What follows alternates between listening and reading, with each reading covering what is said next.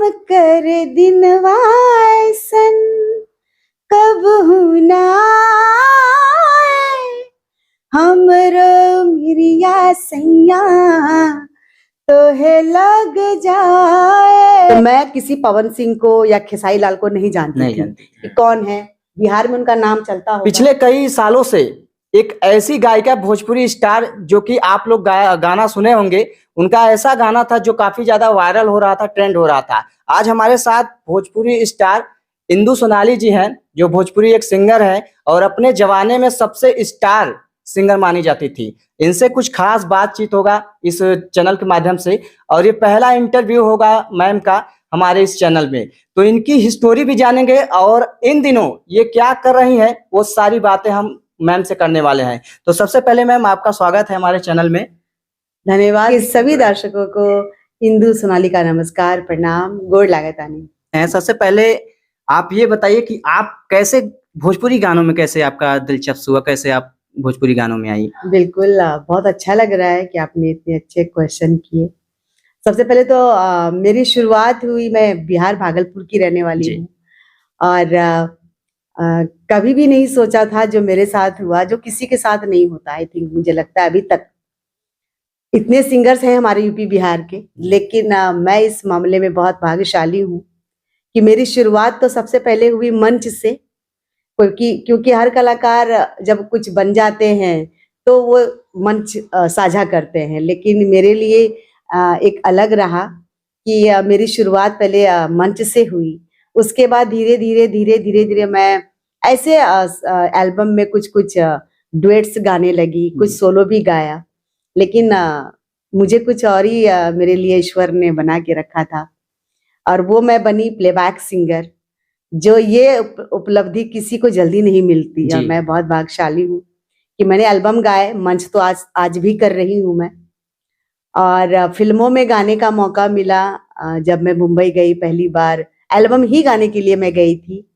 हमारे एक बहुत ही अच्छे सिंगर हैं, हमारे आदरणीय आनंद मोहन पांडे जी, जो सभी जानते हैं। वो सिंगर भी हैं और मिमिक्री आर्टिस्ट भी हैं। बुजुर्ग के बहुत ही अच्छे वो मिमिक्री करते हैं। तो उनके साथ मैं मुंबई गई। मुझे उन्होंने कहा कि आपको टी सीरीज में मेरे साथ डुएट गाना है एल्बम के लिए।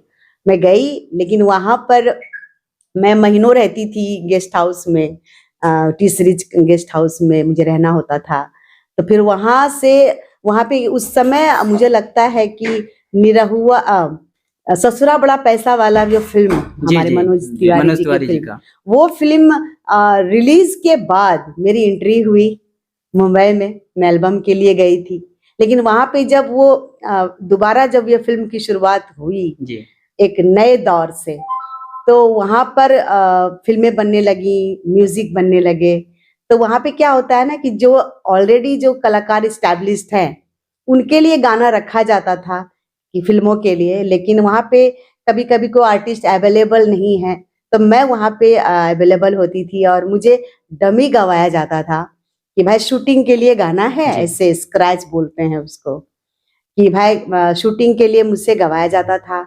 और मेरे लिए ये बहुत ही अलग रहा, बहुत ही ज्यादा अच्छा सौभाग्यशाली हूँ मैं कि कोई भी कलाकार अगर शूटिंग के लिए गाना गाते हैं तो वो सिर्फ शूटिंग तक ही सीमित रहती है। तो पहला जो आपका मतलब फिल्म था जिसमें आप गाना गाई थी वो मनोज तिवारी के साथ? नहीं, वही मैं कहना चाह रही हूँ। आपने पूछा कि मेरी शुरुआत कैसे हुई, जरूर बताऊंगी मैं। तो बस वही पहली फिल्म जो मनोज जी की बनी, ससुरा बड़ा पैसे वाला।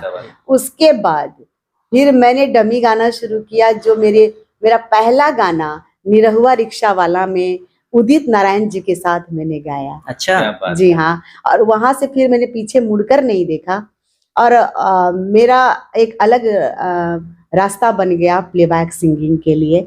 और मैं एल्बम तो मैंने गाया, लेकिन एक पहचान और जो मिला, जो सभी दर्शकों ने मेरी फिल्मों में गाए हुए आवाज को बहुत पसंद किया गया, जो आज भी जारी है। मैम ये हम जानना चाहेंगे कि आप भोजपुरी ही मतलब स्टार्टिंग से गा रहे हैं या फिर हिंदी भी आपने गाना स्टार्ट किया था कभी? नहीं, मैं मंच के दौरान से जब मैं माता रानी का जागरण करती थी, जिससे मेरी शुरुआत हुई, और मैं फिल्मों के गाने जैसे लता दीदी के गाने, भोजपुरी में सिर्फ मैं सुन सुन के गाती थी शारदा सिन्हा दीदी का, जो पद्मश्री हमारे बिहार की लता मानी जी, जाती जी, हैं, उनके गाने को मैं गाती थी और मैं ज्यादातर हिंदी गाती थी।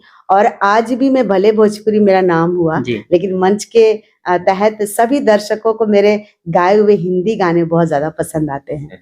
और थोड़ा सा मैम हम लोग चाहेंगे कि आपने जो पहला कोई गीत जो आपका वायरल हुआ, हाँ वायरल वायरल हुआ हो, बिल्कुल, और बिल्कुल। उस गीत को थोड़ा सा हम चाहेंगे दर्शकों को आप सुनाएं। बिल्कुल, जी। तो जैसा कि अभी मैंने कहा कि पहला मैंने उदित जी के साथ गाया, जो आज भी हमारे दर्शक उस गाने को सुने बगैर मुझे मन से उतरने नहीं देते। जी मैम। बिल्कुल गाऊंगी मैं, निरहुआ रिक्शा वाला। राम कर दिनवा ऐसन कबहू ना आए, हमरो मिरिया सैया तोहे लग जाए, भले जग बैरी हो जाई, ना होई तोहसे जुदाई, हाँ तोहरे हाथे मंगिया में सिंदूर भराई हो, हमरे बालम ए हमरे साजन, नहिया तोहार दिल हमार ले गइल। वो उस फिल्म का सबसे बेहतरीन गाना ये जी है, हाँ, जी देखा जाए तो। आपने मैम बहुत सारे स्टारों के साथ काम किया है। पवन सिंह के साथ आप कब आपका नंबर आया था कि जब पवन सिंह के साथ आपका कोई ऐसा फिल्म हो या उनके साथ आपने कभी गाना गाई हो? मैं सबसे पहले तो ये कहना चाहूंगी, कोई बनावटी बात नहीं जी। है। मैं जब मुंबई गई और मैंने वहां जब फिल्मों से मेरी शुरुआत होने लगी, मैं फिल्मों में ही गाना शुरू कर दिया और मैं बिजी हो गई, तो मैं किसी पवन सिंह को या खेसारी लाल को नहीं जानती नहीं थी जानती। कि कौन है। बिहार में उनका नाम चलता होगा, लेकिन मुझे कुछ भी नहीं पता। लेकिन बाद में ये पता चला कि भाई जो सिंगर बन गए हैं तो उनका गाना हिट हो गया है, तो चलो भाई इसको हीरो में लॉन्च किया जाए। जी, जी। तो मैं प्लेबैक सिंगर हूँ और मैंने उदित नारायण जी के साथ साथ कुमार सानू जी हो, जावेद अली जी हो, और विनोद राठौर जी हो, सुरेश वाडेकर जी हो, सबके साथ मैंने डुएट गाया। और उसी तरह से जब बिहार का सिंगर सब जो हिट हुआ अपने एल्बम से, और उनको जब फिल्मों में हीरो बनने का मौका मिला, तो एज एन वो हीरो, भाई हीरो है तो सिंगर है तो गाएगा ही। तो प्रोड्यूसर डायरेक्टर मुझे इन सबों के साथ मुझे गाने का उन्होंने मौका दिया। कैसा, अच्छा मैम, पवन सिंह से के साथ आपने काम किया है, कैसा लगा था? कैसा ट्रेंड नहीं है? लगभग उन्हीं का चल रहा है, देखा जाए। और आपने देखा होगा बहुत सारे ऐसे गाने आ रहे हैं अभी भी जो कि उनका ट्रेंडिंग में चलता है। नहीं, लेकिन मेरे लिए तो सारे सिंगर्स ट्रेंड में हैं, जी। कोई एक नहीं है। ऐसा नहीं है कि मैं तो प्लेबैक सिंगर हूँ और मैं सबके साथ गाती हूँ, चाहे वो पवन सिंह हो, चाहे खेसारी लाल हो, चाहे दिनेश जी हो। मैंने फिल्मों से ही गाना शुरू किया, एल्बम भी मनोज तिवारी जी के साथ। अच्छा। मनोज तिवारी जी के साथ गाया, दिनेश लाल जी के साथ गाया फिल्मों में, जब वो भी जी, हीरो जी। बन गए।